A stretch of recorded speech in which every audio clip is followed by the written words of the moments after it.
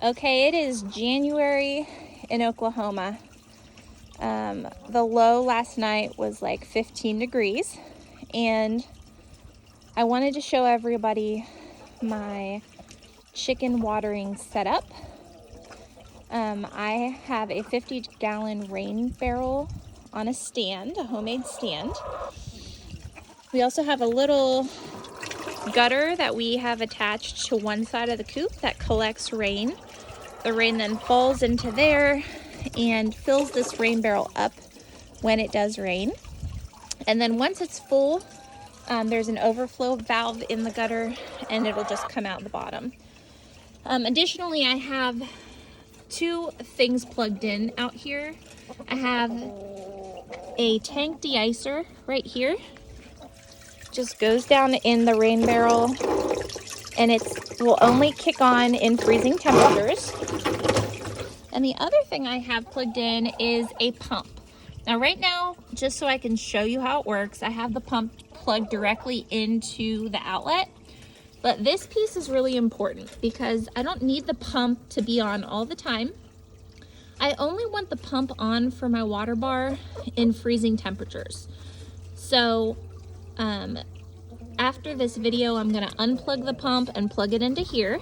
And because it's about 37 degrees outside right now, it'll turn the pump off, and it'll stay off all the time unless the temperature drops down to about 32 degrees or thereabouts.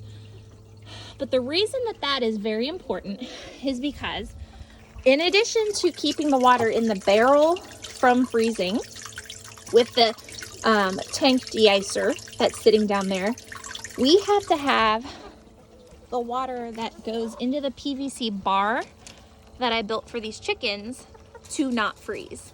And the only way to keep that water from not freezing is to keep it circulating in freezing temperatures. So that's where this little pump comes in. This pump comes directly out of the rain barrel. So I have two openings in my rain barrel. One is up here, one is down here.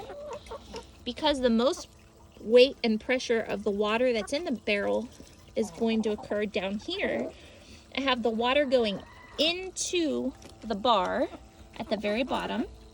This is a washing machine connector. You can buy them at any hardware store. You can buy all this stuff at mostly any hardware store except for the pump, the tank de-icer, and the thermostatically controlled plug that I showed you. But the water comes out of the rain barrel into the water bar, and without the pump functioning, it'll function just fine 99% of the time. But during freezing temperatures, we want that water to be constantly moving so it does not freeze in that PVC pipe. So I have an extra washing machine connector over there. It feeds the water through the bar, it comes out of the washing machine connector, and it actually goes back up into my rain barrel.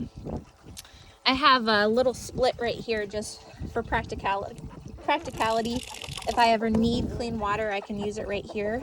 But this is turned into the on position, not so that water can come out, but that the pumped water can actually go back up and into the tank.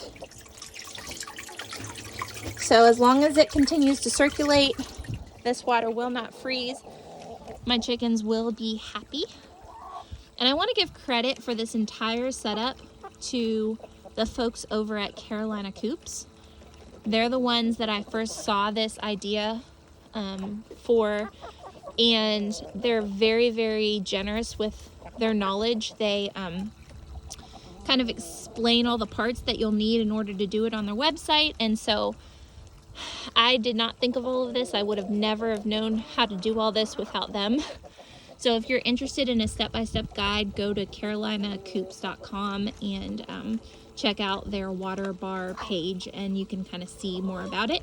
I will link the pump, the tank de-icer, the water barrel, and this little control switch all in the description down below. And then I have some pictures that I'll attach as well on the 3/4 inch PVC pipe, the poultry nipples that I used, our horizontal poultry nipples. I feel like they do a good job. I feel like they don't really leak and don't waste water.